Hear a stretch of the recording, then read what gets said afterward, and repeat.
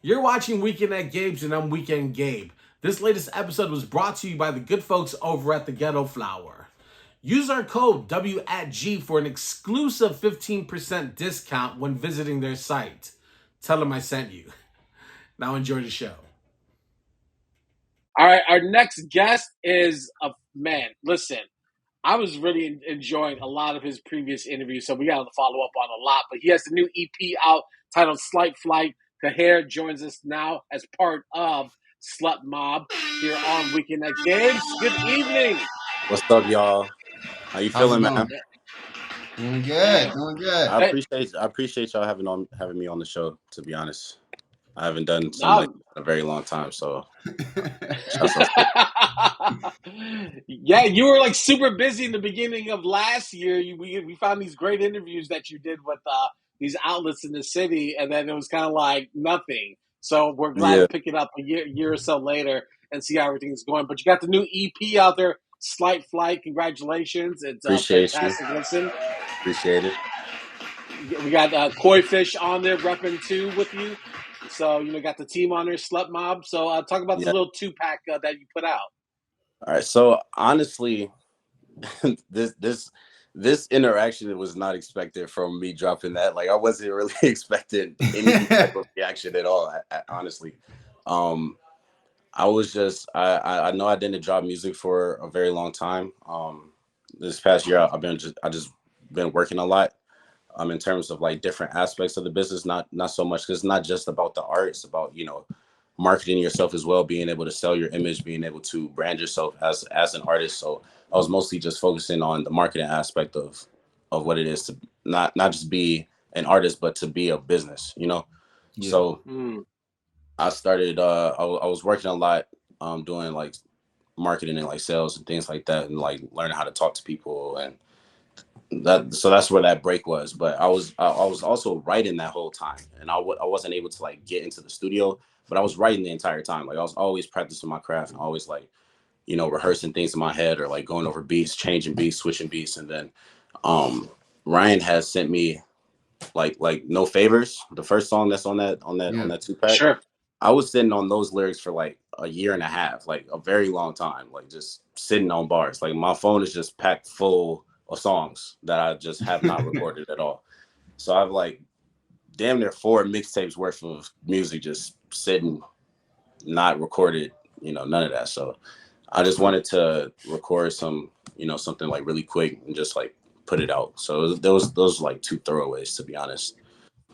Word. It Mm. did. It did feel like a preview, almost like a trailer. Can we expect more coming from?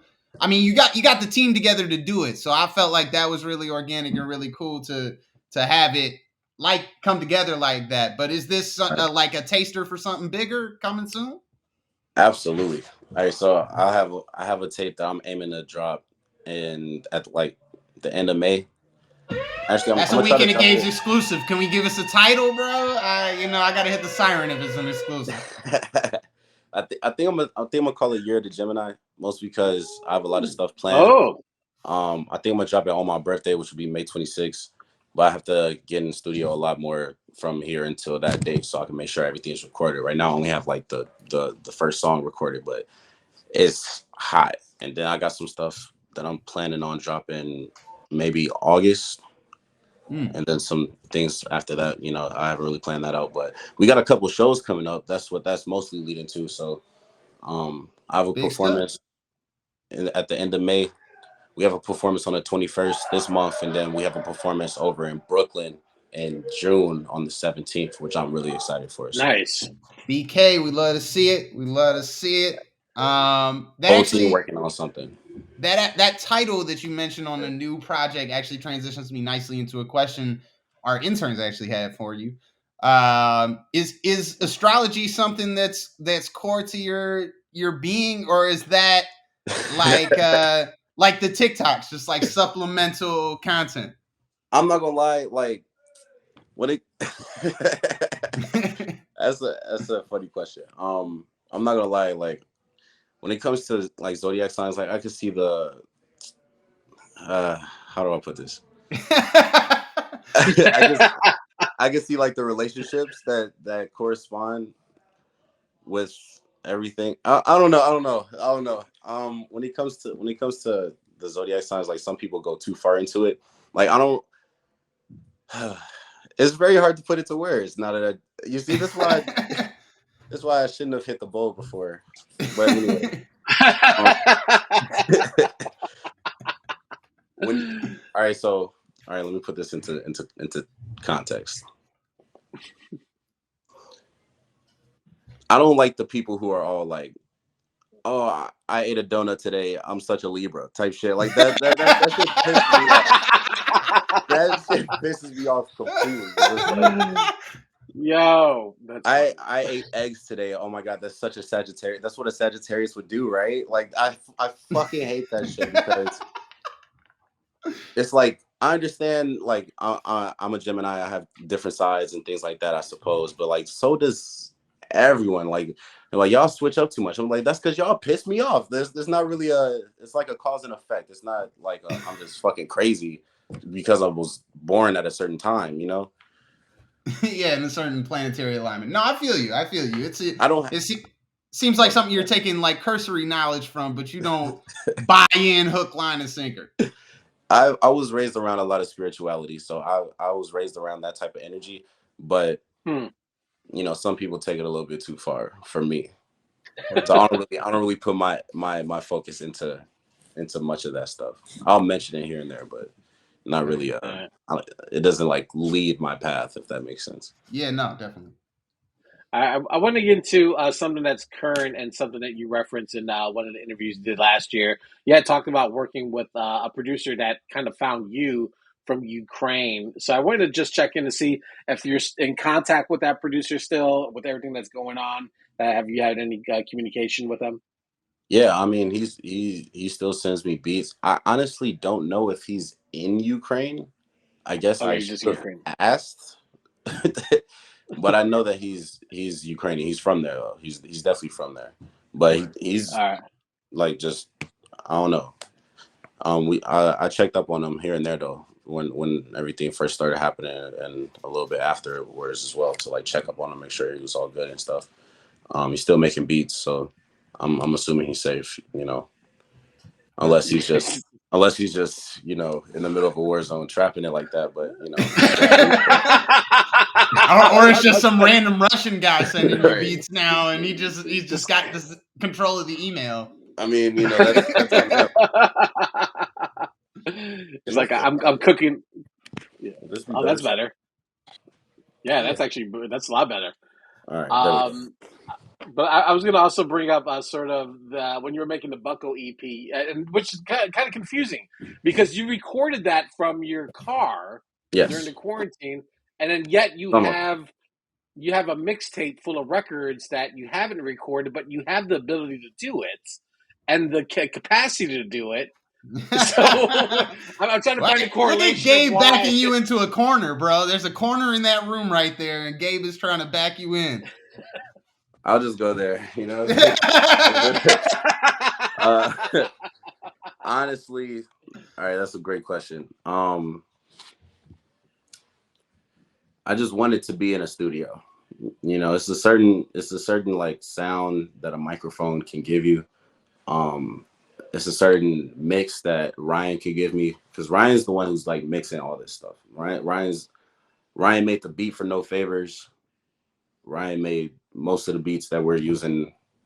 He damn near made all of Armani's tape one time. Like Ryan's cold, and I went to high school with Ryan. Like me and Ryan graduated together. Sure. So, you know, I know him for a very long time, and if there's somebody I trust to like actually, you know, make it sound like how I want it to sound, it's him. And I could like you said, like I could definitely record it on my phone. But that Bucko tape, like half of it was recorded on my phone and the other half was recorded in the studio type shit. Yeah. But like I know a lot of like you know, it's harder for people from the outside to not hear the difference. But me, I'm like as an artist, I'm very critical of myself and I could definitely hear the difference, you know.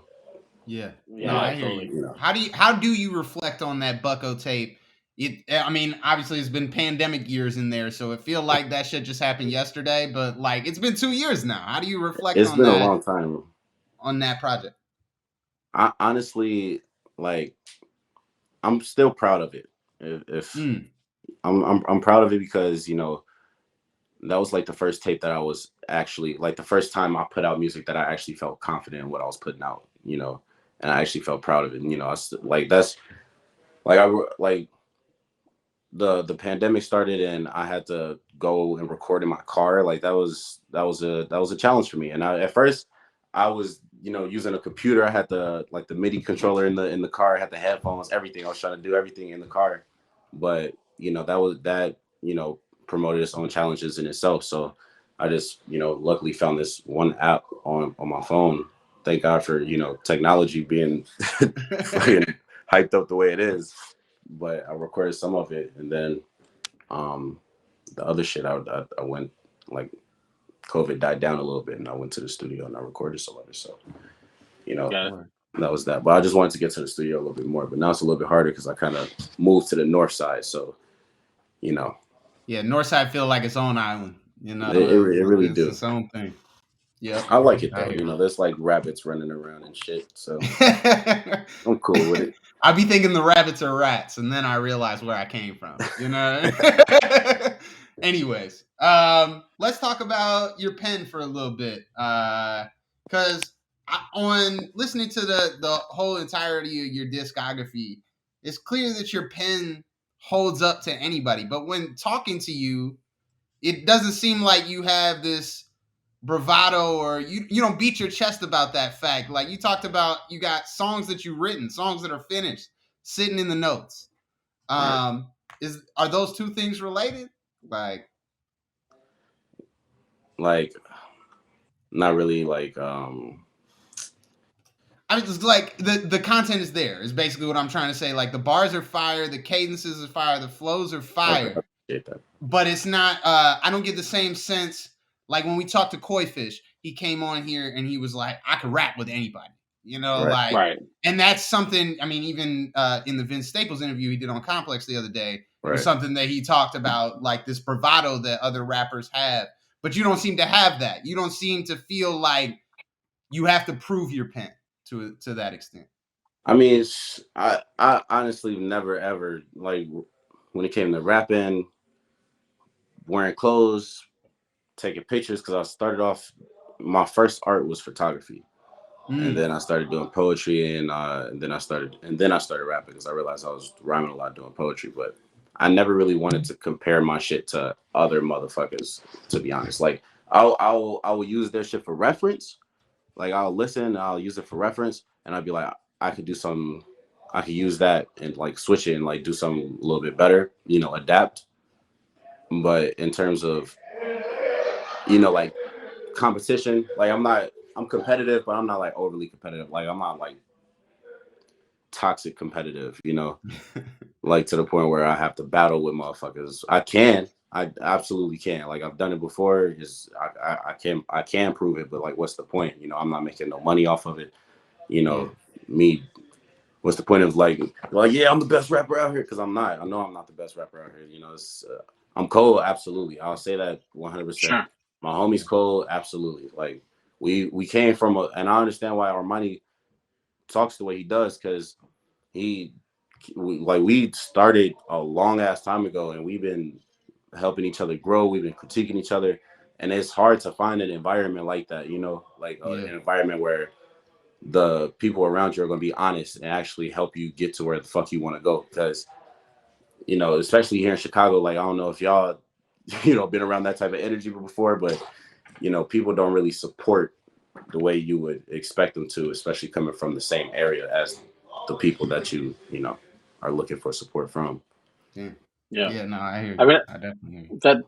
that's a great segue into one of the questions I had that you were mentioning about, like, how Chicago artists, you can identify them. It's their swag, their fashion, the way they talk, the way that they rap, but then also there's sort of this inherent hate for those kind of people.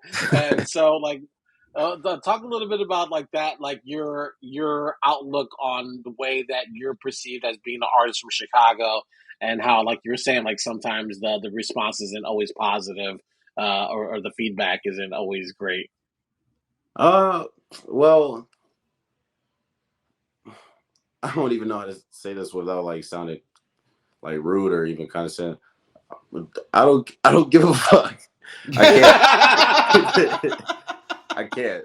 I can't give a fuck. If I don't know, like my whole life, people have been like, you don't seem like you're from Chicago, or you don't do all the extra shit like you're from Chicago. And I'm like, I I don't really care. I was born here. I don't have shit else to say other than I was born here type shit. Like I was born and mostly raised here. You feel me? So Yeah. Right. Yeah. When it comes to like the judgment of others, how could you give a fuck? Yeah. Yeah. Exactly. You mentioned along the same lines in that interview. They asked you what makes a Chicago artist special, and you just touched on it, but you said like we've all gone through something. Right. And we were talking about that in our pre-production meeting. What I think when you come from the city and you're from here, we all understand what that means. But for somebody who's not from here, what do you attribute that to? What is that? A Chicago artist is special because they've gone through something. Why us? That's a great question. You see, people don't ask great questions anymore. So then motherfuckers like me get, stumped. I'm just playing. Nah, but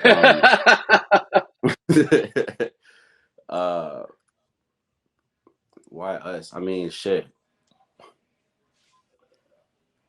Why not us? People are like, when it comes to people from Chicago, like if you gotta really think about what Chicago is, and it's not even just the drill or like the trap or like whatever, because Chicago's a lot bigger of a conglomerate than that. Chicago is the second most beautiful city in the world. We got people, hella tourists come to Chicago. It's a hub. It's like mixing pot of culture. You have the Latin culture, the Black culture, and then it's separated. Like I don't know how it's the map. If you look at the map of Illinois, it's like separated and shit. And the fusion of all of the culture in our communities, in the Southwest communities, and it's too rich. It's kind of like it's on comparison to like some like New York, damn near, but it's like it's rich as fuck. And you can't really get that in Kansas or fucking Minnesota or Colorado or Ohio or like even some of these metropolitan areas. You can't receive that. Yeah.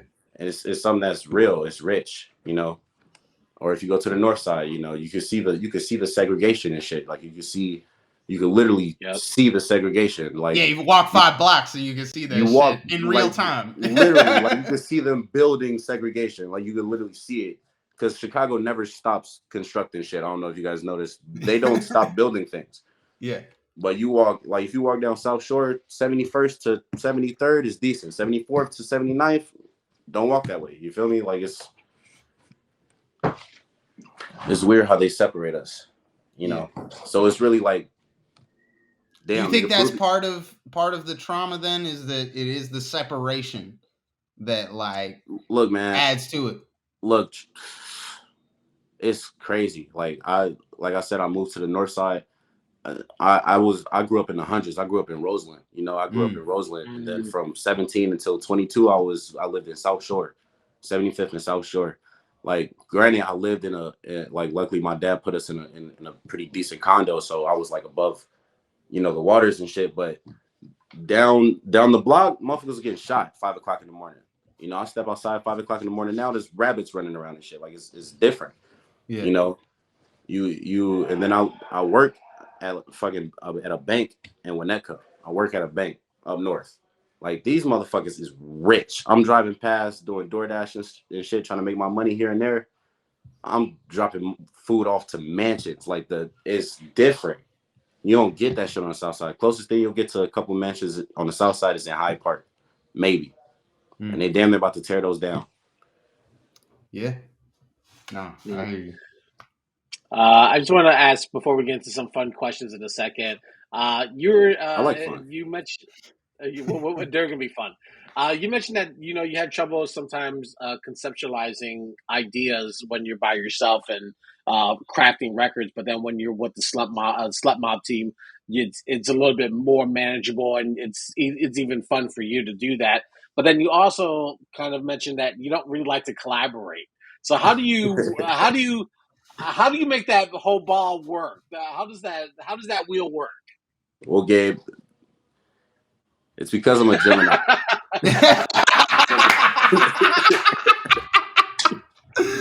Yes. Perfect Full response. circle. Yes. Full circle, Yeah. baby. You see, call back. No, but I said that out of ignorance. I'm not gonna lie to you. Like being in isolation Because a lot. Well, go I ahead. was gonna say because Koi Fish wasn't a big fan of collaborating either when we talked with You him. know, he So is does. it just Honestly, like is it just like and people outside of the circle like we don't really enjoy that, but the team that's great. how do I put this? Slut Mob's bougie. Slut Mob's bougie. I just played out. I don't know. Sometimes it's hard to collaborate with people because people don't really fuck with us. I guess in a sense, like people listen to us, but in terms of like artistry, I don't know. It's hard to get other artists to. Not that I'm trying to get other artists to fuck with me because like I said, I really don't give a fuck. But you know, they're like I don't know. I don't put my foot forward to collaborate with people. You know, I'm more so of a let someone approach me type of person, I guess. But also, I'm trying to master myself as an individual. But uh, that's a great question, man. When I'm around like the guys, it's easy to collab, but I've gotten to the point where I can like do a lot of more stuff on my own for sure. Right. Mostly because I kind of have to. You know, I'm not around them a lot, so I have to, you know, come up with melodies and things on my own, and then I ask them to critique, of course. You know, whenever we link up, or like I'll call them here and there. Sure. Yeah. I'm not against collabing. I just haven't found anyone who's like, I mesh with. I think the way you speak to it is a little bit of a trust thing, right? Like you find your people, you trust their opinions, you trust their outlook, but with somebody else, you're not at a level where you can give that 100% right off bat. Not even like I wouldn't even say that. Like I'm 100% honest with people, but I feel like people aren't honest. So it's like I might come off as condescending, or that's why I try to like build people and then educate them on what they need to fix and then build them again, like but people don't take critique as, especially here in Chicago, people don't take critique much as like as like a positive thing. No, yeah. Definitely. They're like, who the fuck are you to judge me type shit. Like, I don't know, people get real defensive. Hell yeah. All right, let's get into some fun questions here with the time that we have left. We had Nicole from Overlook Media in LA, a blog in LA on Tuesday night, and she was talking about how artists need to get on TikTok, and we had a whole philosophical discussion about TikTok and Reels and whether or not you need to be on there actively promoting your music or you just need to be on there having fun. And part of the reason why we brought you on is because you have so much damn fun on the Reels. I think, like we can all say that we have enjoyed doing the research there. Not the least of which, my favorite, because I was a huge Epic Mealtime fan back in the day, was the little cookie video that you put together. So to that effect, you can cook with one celebrity chef. Who you picking? You got Guy Fieri, Gordon Ramsay. Right. There are more. Jamie Oliver, but that's going to expose me as being British, so I'm gonna say it anyways. Lots of celebrity chefs. Martha Stewart. Who are you doing a cooking show with? Damn. Rachel Ray. Said Rachel Ray. Honestly, that's damn. Can I have a top 3? Yeah, absolutely. Martha Stewart for sure. Number 1? Is this top 3 in order? Yes, in order. Okay. In importance. Martha Stewart for definite. Yes. Mostly because GILF.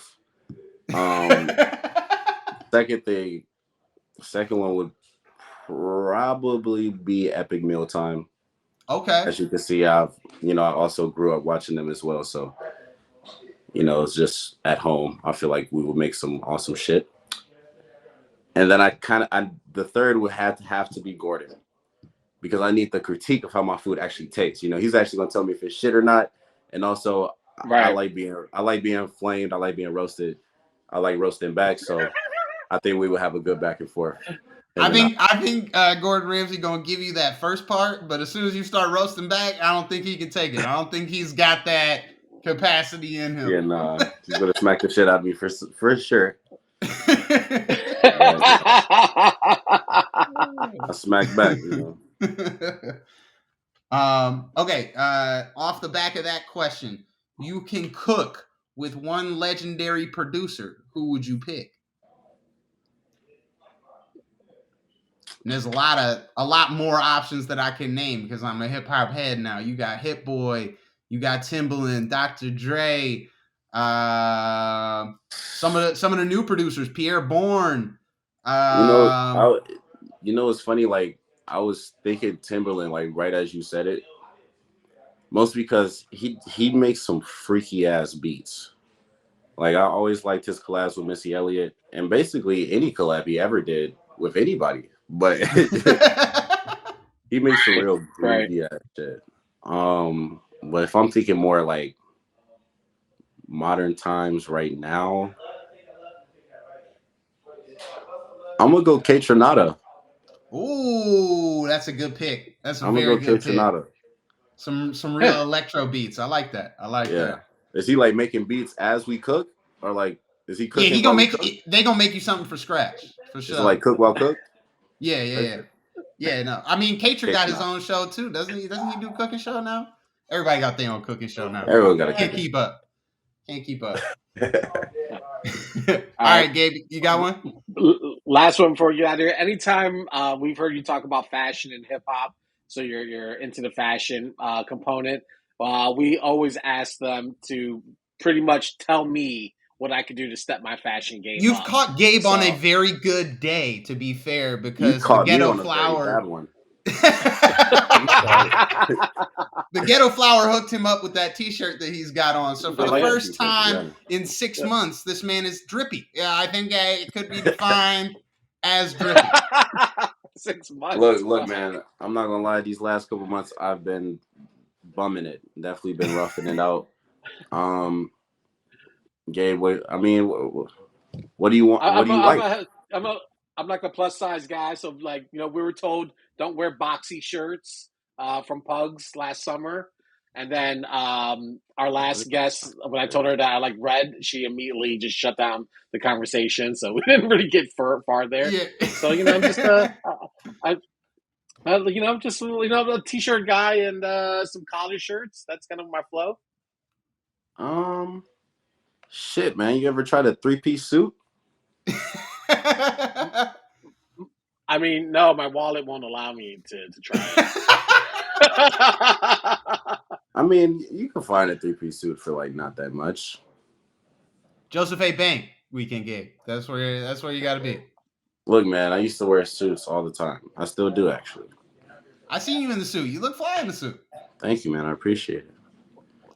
But it's like you also said you model. You model, right? So that's your thing, right? I put on a couple. I would say water weight, but it's definitely burger and fry weight. So I don't really do the modeling. I'll do hand modeling for food reasons. They give free food at those things. Word. No, but Yeah, I want to get back into modeling. Like modeling is something that I would definitely get back into. For the most part, I'm mostly just focusing on the music. Right. All right, But bet. Gabe, something I that you could do, yes, something I think you could do, please. a leather jacket, a motherfucking biker jacket Ooh. with the little streak in your hair, man. It'll look badass. I'm not gonna lie. Ooh. Hey, Gabe's of Anarchy season 1 dropping very soon. listen, listen. All black is great on Gabe. So I'm with that. That's a great idea. Yeah, I haven't all owned a black leather is jacket. all black's the way to go Yeah, for sure. I haven't had a Okay. leather jacket in like a decade. So it's probably Hey, it's about time that's a we. pro tip, Gabe. I think that might be actually the most usable response we've ever gotten for that question. Exactly. That seems like the most sensible thing that I could do.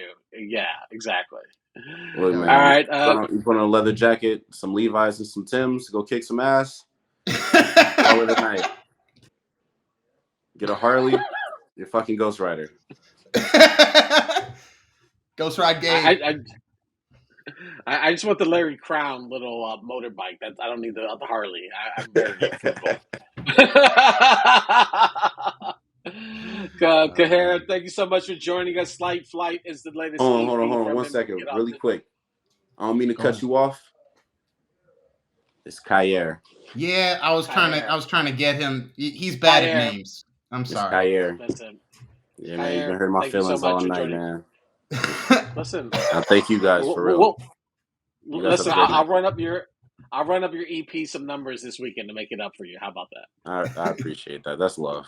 All right, You guys have a great night. All right, Khair, the meet and peace, my flags out there. Thanks for joining us. Man, what an incredibly fun show tonight. I know this wasn't a Thursday Funnies by any stretch of the imagination, but we had a good amount of No, my laughs tonight, God, man. This was I cool. love it. Because I think Khair coming off those 2 interviews were just the ones that he did last year. They were so straightforward and didn't really give him a chance to like emote any Yeah. expression of humor.